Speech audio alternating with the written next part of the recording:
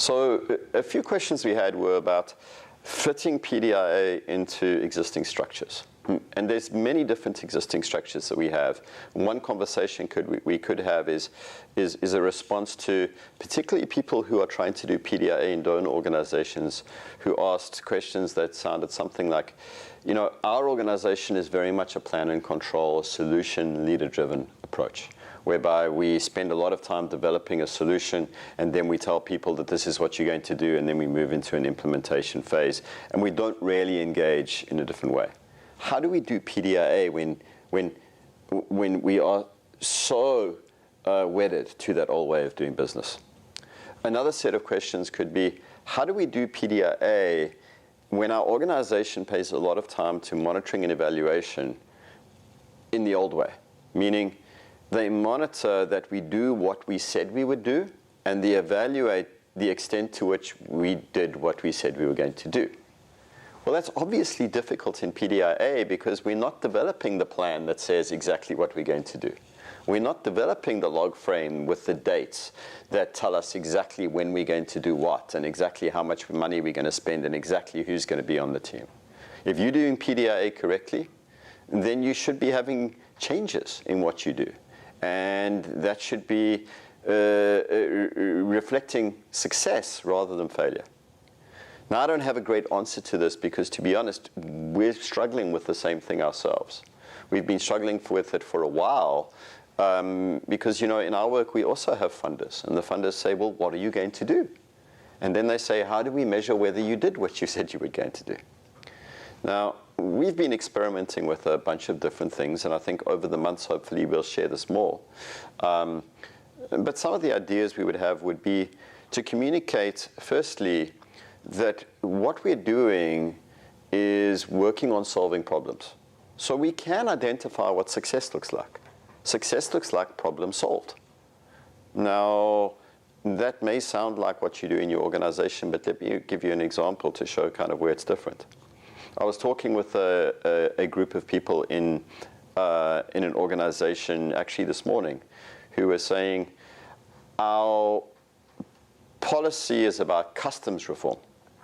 And they said, success will be when we've introduced the new IT system in the national port so that customs is done better. Okay? The problem is customs reform. So I said, but what's the problem with customs? What's wrong at the national port? And then they started to say, well, people who are trying to import spend more days than they should getting their items out of the port. People who are trying to export find themselves having to pay all sorts of fees that are informal and that they shouldn't be levied.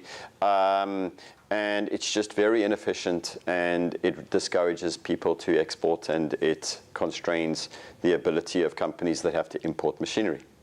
So I said, well, why don't we start with that and say, what would that problem look like solved?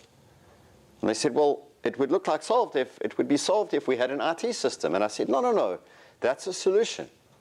If you're telling me that the problem is that importers spend too much time engaging with customs officials and still can't get the imported machinery out of the port, surely problem solved looks like the number of days that importers spend getting their goods out of the port goes down. The cost of engagement goes down. Problem solved. So the first thing is, we do have something that you can evaluate against, but it's not we did the IT system. It's the bigger thing.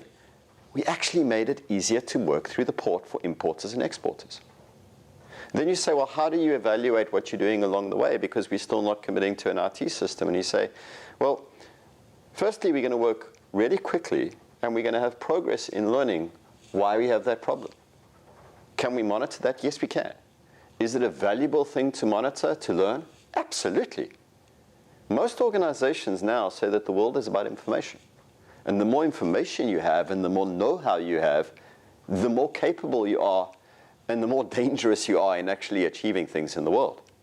So what we're saying is, let's evaluate how much know-how we are developing, how much we're learning. It's powerful. It's valuable. The next thing is, we're going to assess how many people we are engaging with and bringing into our process. because we're assuming that any solution to a complex problem is going to require bringing lots of people together. So the more people we have in our conversations, the more people we have in the work programs, the greater the chance is that we're going to find a solution. We're also going to assess the number of ideas that we're trying and what's happening with those ideas in real time. Which of the ideas are actually showing that they are achieving results? Some of those results are going to come quickly in terms of low-hanging fruit. Some of them are going to take a little bit longer. So we think that we can construct an approach to monitoring and evaluation that looks like this. In our book, we call this the search frame instead of the log frame, where we're kind of identifying learning and we're identifying interaction all the way to try and reach problem solved. Now, this is not an easy solution, but it is a way in which we can communicate about monitoring and evaluation in PDIA in a way that I think most organizations would understand. And I think that the more we can have that conversation, the more we could maybe start getting some experiments like this into even big organizations like the World Bank. I think that there's an appetite for people to try things different. I wonder what you think.